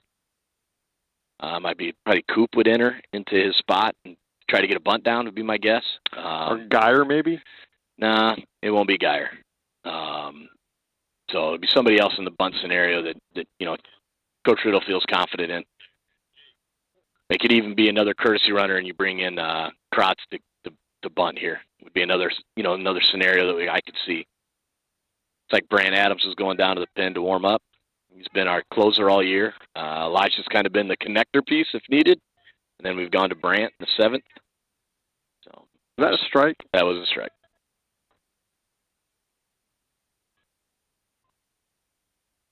Eli's a real good guy in the leadoff spot here. And, he's put that guy in that 5-6 hole that, often does lead off an inning and does a great job of taking pitches and seeing pitches. And he's an high on base percentage type guy. It's kind of in that spot where you turn it over. But, I think it's 2-1 here. No, 1-2.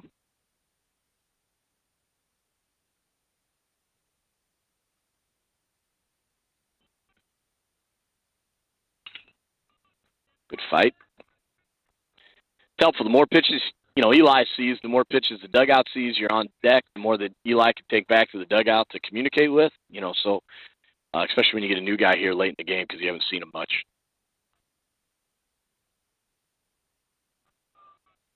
Nope. Good check swing. And Eli's a 2-year starter at the varsity level. You love those guys. Getting that extra senior year when they are seniors. So.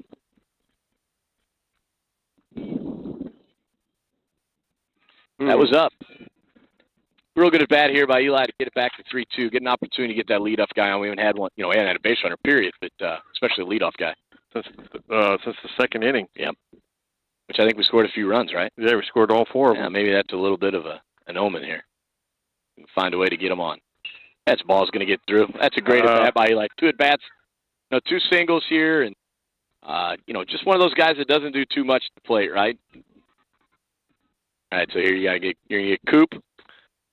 I don't think he's going to pinch run here for Eli, though. No, because he'd have to pull him. He'd have to pull him from first, so you got Coop hitting for himself here for Swanson. He'll be definitely in a sacrifice bunt scenario here. The key thing here is you're talking about is make sure you bunt a strike, right? Make him throw a strike. Don't chase one. Put the pressure still on him to throw you a strike, and if you get one, put it down. And then, ideally, right, you have the left-handed pitcher field the ball somewhere near third base and have to spin and throw. That's a tough play for them lefties. I mean, it's obviously third baseman's ball, but sometimes them pitchers get a little over-aggressive. Need a good one-way lead here from Eli. I'd assume you'd see a pick.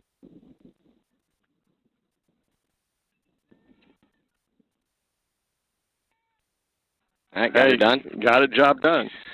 Sacrifice bunt on a strike. That's what you're asking for.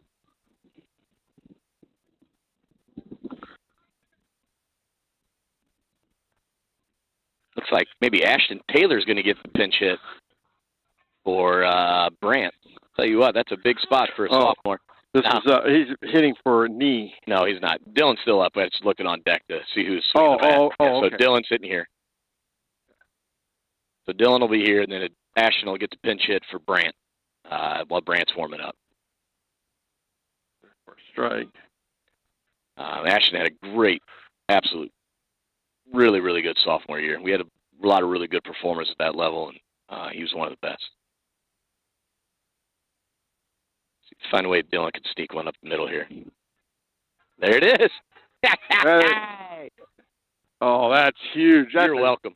That is a huge hit. That's a great at-bat there by Dylan. Just putting the ball in play up the middle. That's where, good things happen. And Dylan's 2 for 2. You got Eli going 2 for 2, at the bottom of the lineup. Get that flipped over. I get Ashton up here. And he had a couple big balls against us, for us at the sophomore level. He's played here before with this nice breeze against Washington. He took one almost over the scoreboard. So, got to make sure he's got Ashton's number right, probably on the sheet here.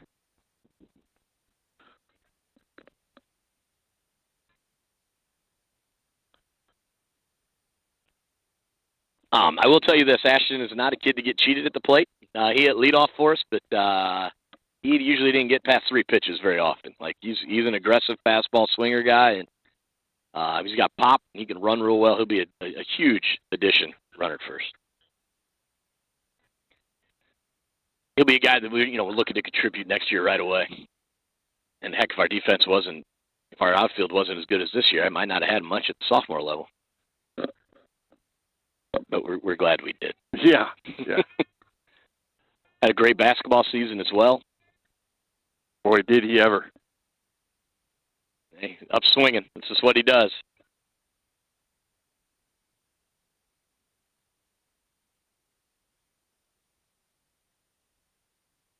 But he doesn't miss barrels too often when he puts one in play. I mean, he hit 450 for us, so see what he's got. Yep.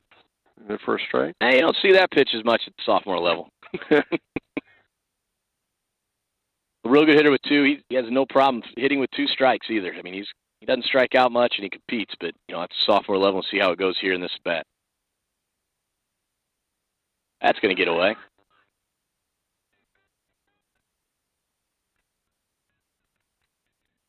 See if Ash can put the ball in play and move it and put some pressure on the defense here.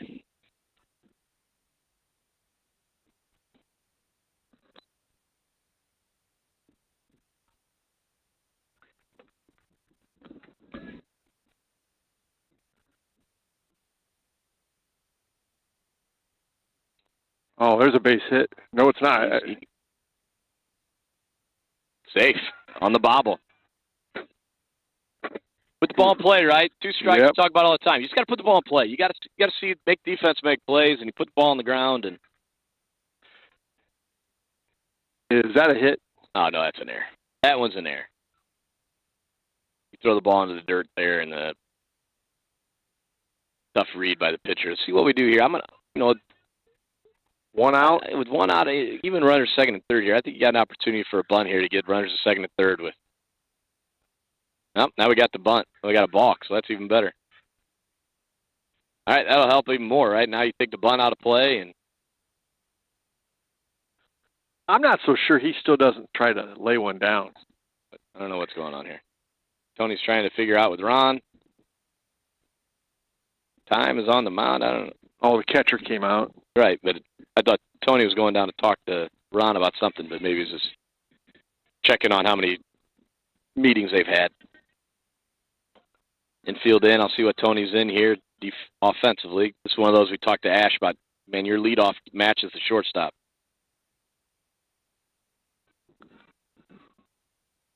Oops. All right, match the shortstop here. You got nobody to pick behind. Line drive, obviously, you can get through. Gets you a great jump here, and I don't know if what Coach Riddle's in. He might be in through here with the bases loaded or infield in. That'll get a run home. Another Scott Kerker insurance run of the game. We'll make a nice donation to the baseball program with that.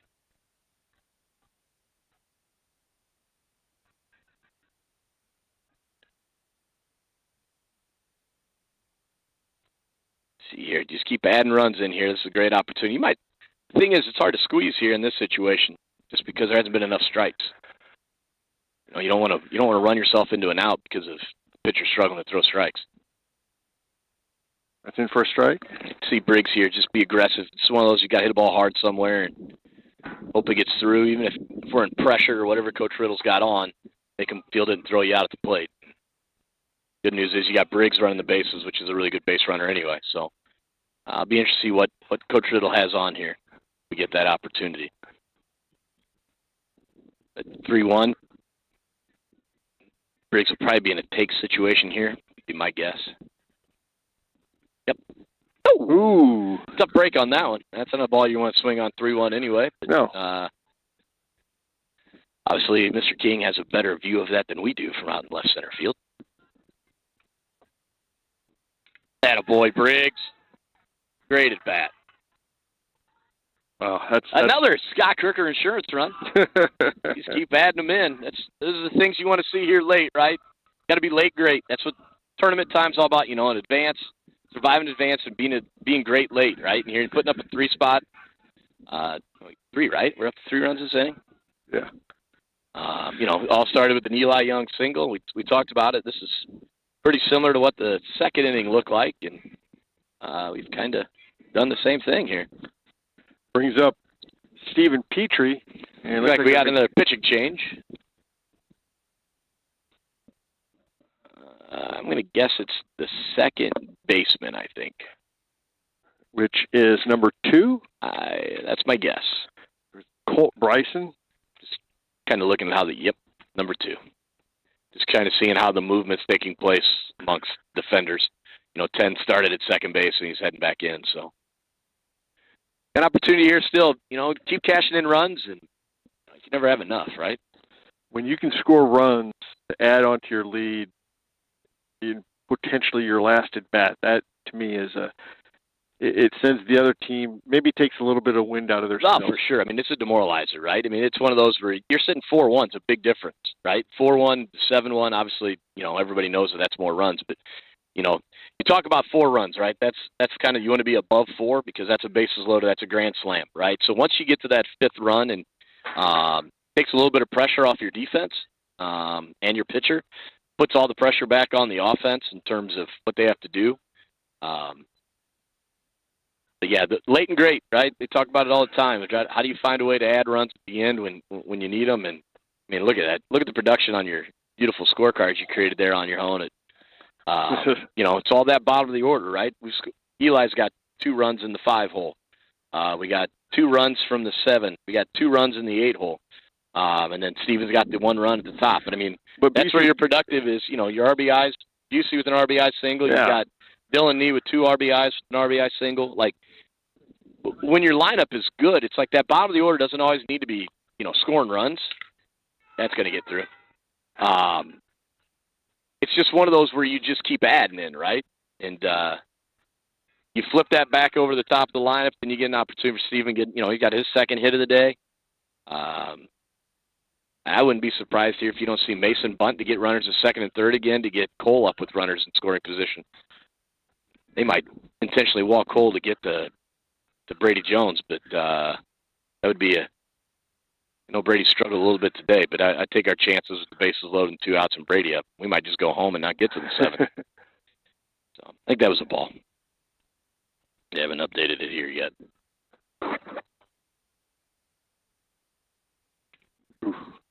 Good swing.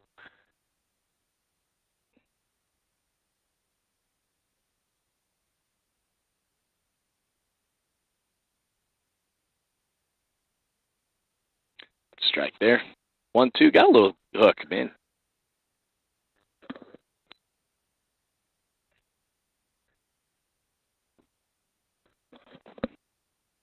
Oh, when he hits him.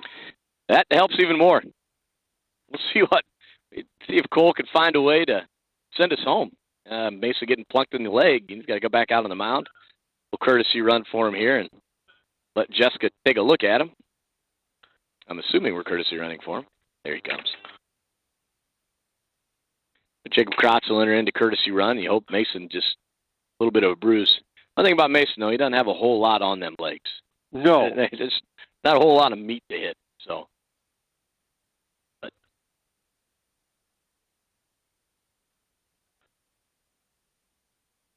the bases are loaded.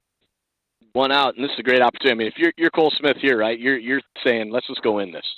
Right, I'm looking for one swing to end it here, get to the 10-run rule. If I can get a fastball middle in, I'm just going to cut it loose.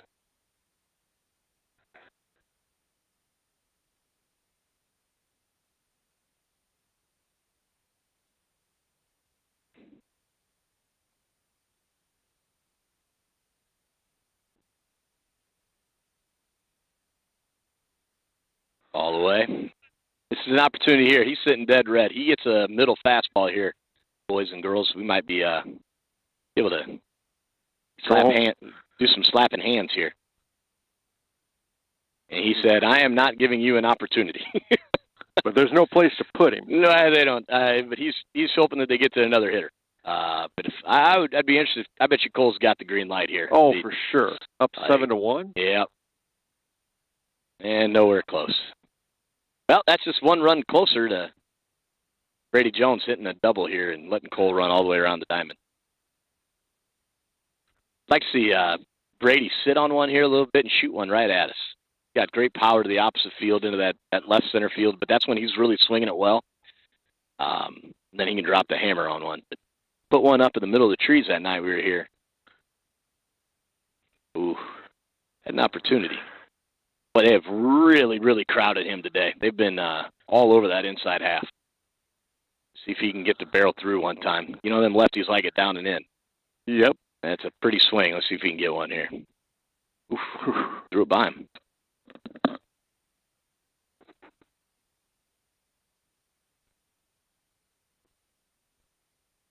Oh-2 again. Boy, Brady's been 0-2 all day, it seems like.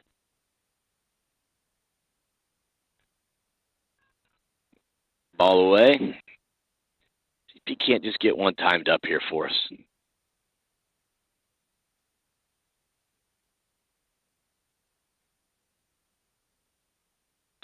Two. Right back in and get an opportunity here for a fastball. See if he can just time one up. You've seen a lot of them today. You're going to anticipate one here and see if he can just get that barrel through. Well, they've had his number today. We'll bat around here and see if Eli could extend the inning and see what happens here. Obviously don't want to leave him here so you can find a way to get one more across. Eli's already singled and scored in this inning. It's a good pitch. I think it was a strike. Yeah. Got a single to right, single to left. Doing a good job of spraying the ball where it's been pitched to him. A lot of room there in the 5-hole. Third baseman's playing pretty tight to the line. And we've seen quite a few balls. You get that first hop down on a ball hit hard, that one's going to skip through.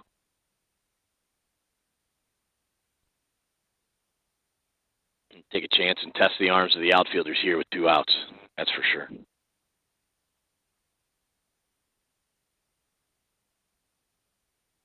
This game's moving along quite nicely. It's got an hour and a half in, bottom of the 6th. That ball is in.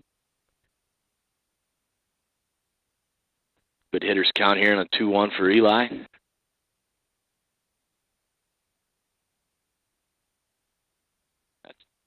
Ball 4. Must have been ball. He must have missed a ball in there. Yeah, that first one we thought was a strike was a strike. Didn't see it.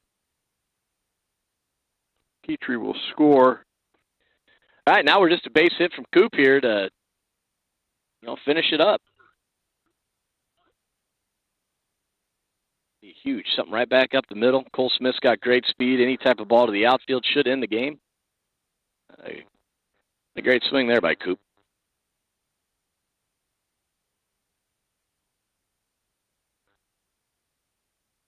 There, right at him. Good swing right at the shortstop, and we'll head to the top of the 7th. For the Redbirds, 5 runs on 4 hits, 3 runners left. We head to the top of the 7th inning. Redbirds up 9-1.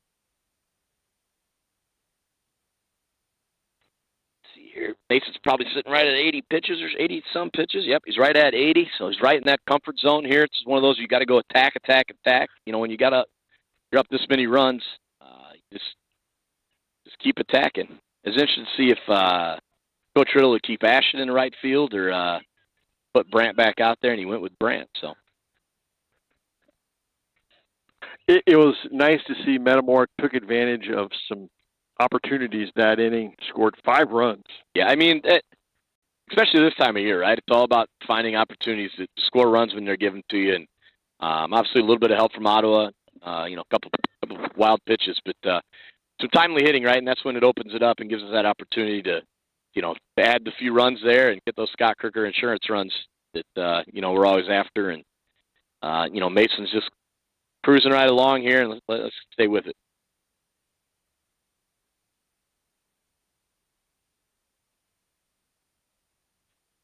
But it's one of those, probably you're going to see Ottawa take a strike here. Your typical choice here when you're down 8 runs is try to manufacture as many runs as you can to make the pitcher throw as many strikes as he can to get you. So the classic take a strike moment here, and then but one thing Mason's been doing all the time, he's been starting everybody off at strike 1. I bet you it's a pretty high percentage. There hasn't been too many.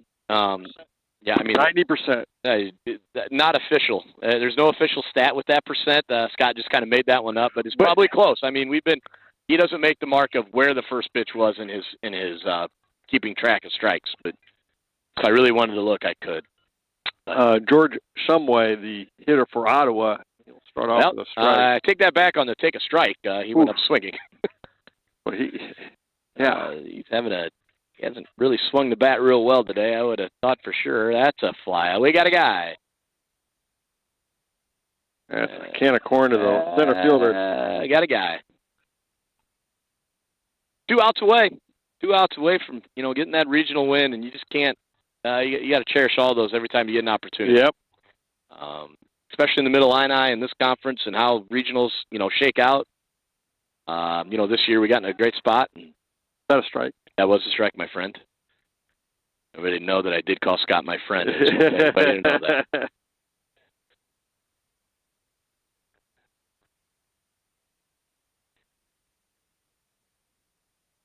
That ball is going to be right at Briggs. 2 away here. That's just what you're asking for, right? 2 quick outs here, and attack here from Mason. Great strike 1 and set the tone. Everybody on the top step here, the dugout. I'd like to see the crowd stand up and start clapping like they did last night in the Cardinal game. I don't know if you saw that at the very end when we got the last out. All of Busch Stadium and the tarp out guys. We tarp it out up here like Cardinal game, get our our shirts swinging around our head.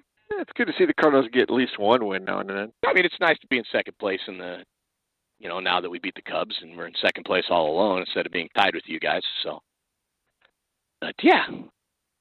See there. That's 2. Let's go finish this in style with 3 strikeout pitch here and get some good celebration. They're all ready to go. Top steps ready to jump. See what Mason can do here to finish this off and, have a happy talk with Coach Riddle afterwards. Fouled it off. Up and out of play. That's his 7th foul ball over there. This is a Major League Baseball game. That guy would be very happy. He'd have a whole bag full of baseballs. We got to return them here tonight. Yeah. We got to return them. They're a little more expensive for the high school programs than they are Major League Baseball. At least the budget's a little different. Got him. Strike 3. Regional championship for the boys. Congrats to Coach Riddle and the guys. This is a group that's really, really understood what they've had to do to get here. And last year was kind of a rough year in terms of win-loss record, but a lot of really competitive games with some young kids. Now these guys are seniors and they've cashed it in, and can't be happier for those guys and Coach Riddle. And where he's putting this program is setting ourselves up for being in this situation. For a lot of future years. Hey, thanks so much for helping out. It's been fun. It's been a lot of fun, and I appreciate what you guys do, and hope you guys all, 12 people out there listening to us enjoyed our banter. And but no, this is really special what you do, and Scott, we can't thank you enough. And it's special for these kids, and it's kind of fun to be on TV and on YouTube, as my mom calls. She saw me on the TV and heard you, and so shout out to Mom. But a lot of happy parents over there, and we'll get that plaque handed out to us, and we'll celebrate, and I'll let you talk to Coach Riddle. But thanks for having me. No problem. Thank you. We'll see you in the football season. Absolutely. We'll be back in just a few minutes. Well, we'll show the plaque presentation, and then we'll have a chat with head coach Tony Riddle.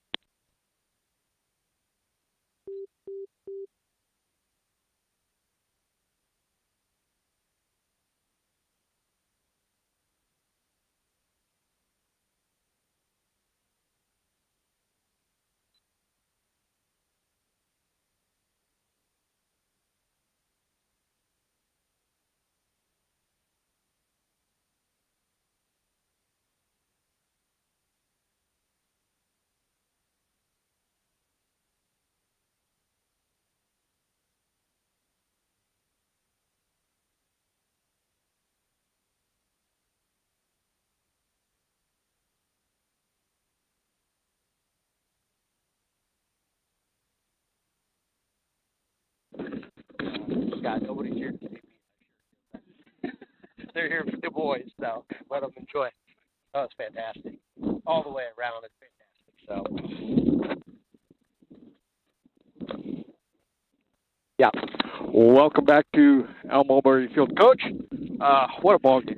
And regional championship, but, man, we'll get to some of the specifics later. But I thought today's game, you got 4 early.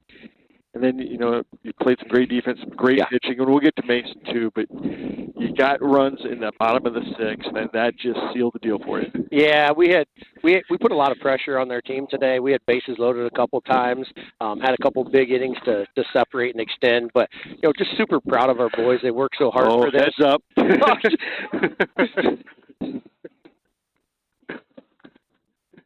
I hope your gear's okay. Oh, we don't care. This is it. so, appreciate it. So just super proud of them, the way they battle out here every day. Today was a full team effort to win that game, so couldn't be more proud.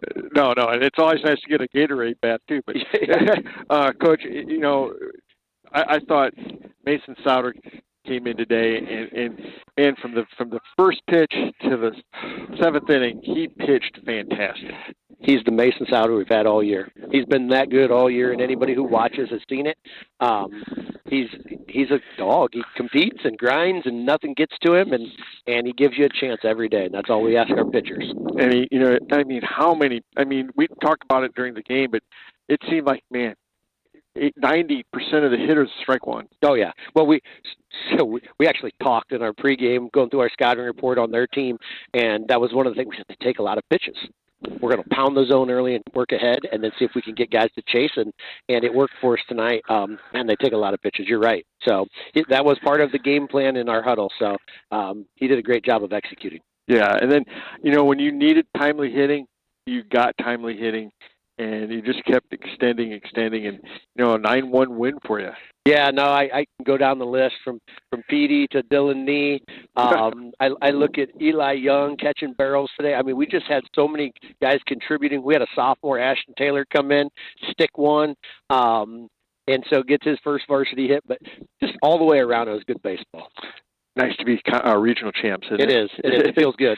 And you represent a conference that I think Nick said you had, 5 teams playing for regional champions today, yep. And 4 of them play against each other, so there's going to be at least 3 regional champions in the Mid-Illini. That's correct. And anybody who's paid attention, I mean, the conference, we said from the beginning there's 5 teams that could win that Mid-Illini. And so, we're proud to be part of the conference. It's very good baseball, and you see it today. Yeah, and you got the win on the last game you're going to get to play here at Al Mulberry. That's right. So it feels good. It was a great game. Coach, congratulations. Thanks, Scott. Wednesday We're at Washington Wednesday. We played the early one, so it'll be a 4:30 start time. All righty, Coach. Thanks, and good luck. Thank you. Appreciate you.